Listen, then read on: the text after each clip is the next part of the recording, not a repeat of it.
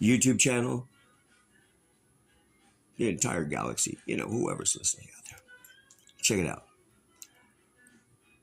Because people were pro-slavery, even presidents, Thomas Jefferson, statues and names have been taken down all across the country of the United States of America. Now, we all know that it started through civil unrest, but now it caught on to the point where they just accepted it and now it became law.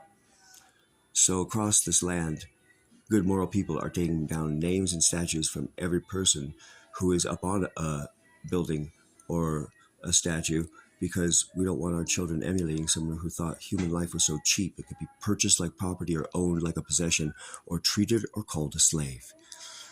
But in so doing, I insist, Patrick Wilcox, that we've forgotten someone who definitely deserves to have their name taken down. It's the greatest promoter of slavery of all the existence of mankind. And there's no chance it's not. He was the #1 listened to advisor, and there's 6 billion copies of his written advice around the world called the Bible.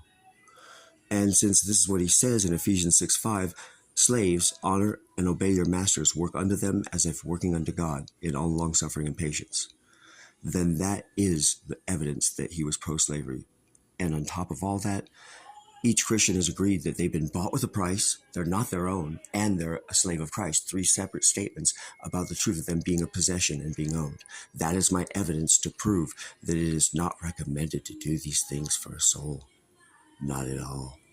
And I'm absolutely certain I'm right, because the truth of my love precedes any wisdom anyone else would possibly have by a simple common sense of what is right and wrong.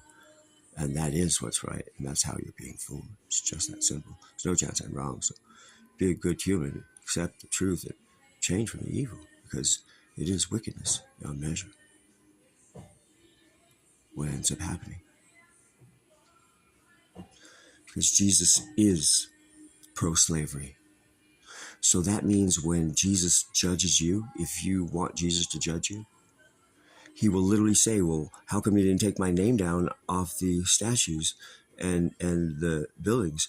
Because according to your words, you were against slavery, and according to mine, I was pro-slavery. So you did have to take down my name. Now you have to go to hell for being a hypocrite. And he will do that very thing to you. That's how wicked the judgment is. No matter which way you go, he's got words to say. You have to speak the words to his face that cause his face to not be able to cast that gaze at you anymore. And it's up to you to say the words like a grown man. Nobody can hold your hand, because he's going to look everyone in the face, and only the one that can stand it say